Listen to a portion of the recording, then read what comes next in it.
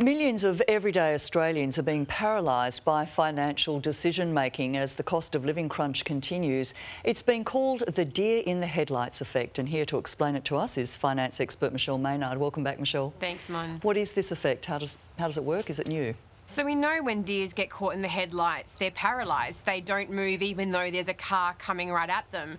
And for 1 in 3 Australians, 6.4 million fellow Australians, they say they feel that way about their finances. They're blinded, they're stuck, they don't know where to move, and whether that be for fear or overwhelm or just not knowing what to do next.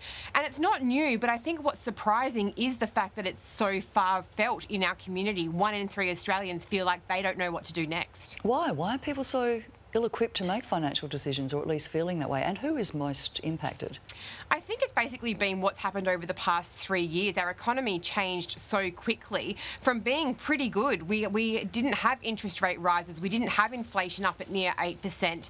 And I think it's just not because interest rates and inflation have risen, but the rapid rate at which they've risen that have really caught people off guard.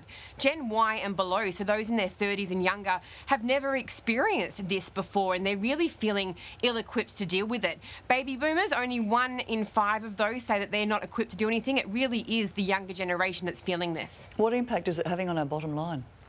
It's basically meaning we're not making good, sound financial decisions. We're dealing with the everyday, whether that be not going out as much or not booking holidays, not spending as much money as we did. But we're not making those big financial decisions, things like renegotiating the mortgage or looking at our service providers, because we just don't know where to start. And I think the area I see this is where the car is really going to come and hit people is those on fixed mortgages. Those people haven't been affected by the 10 interest rate rises, and they only will be somewhere between June and September when the most of them are going to come off. So they really need to be prepared for that. Now, Michelle, many don't have access to a financial advisor. How can we become more financially literate?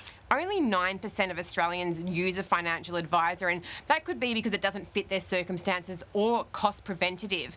So there's a couple of things that you can do. The government does have free financial counselling services. You can go on the Money Smart website and get those details. Or there is a lot of self-education that you can do, whether that be YouTube videos or podcasts or books or internet research. Whatever resonates with you, use this time to skill up in the areas that you need to access and better in your personal financial circumstances. But what I really hope, Mon, is I hope people find these segments educational, and I really hope that we can break down concepts for people in a way that they understand. And if they want to ask us a question, if they have a financial circumstance or a concept that they don't understand, I really want them to send them in to us, WA First at 9.com.au, and we'll try and do it every Tuesday at 5:30 and hopefully improve the literacy of Australians to make that a little bit easier for them. We love to have you here, Michelle, and of course that advice is free, and we look forward to chatting again next Tuesday. Thanks, Mon.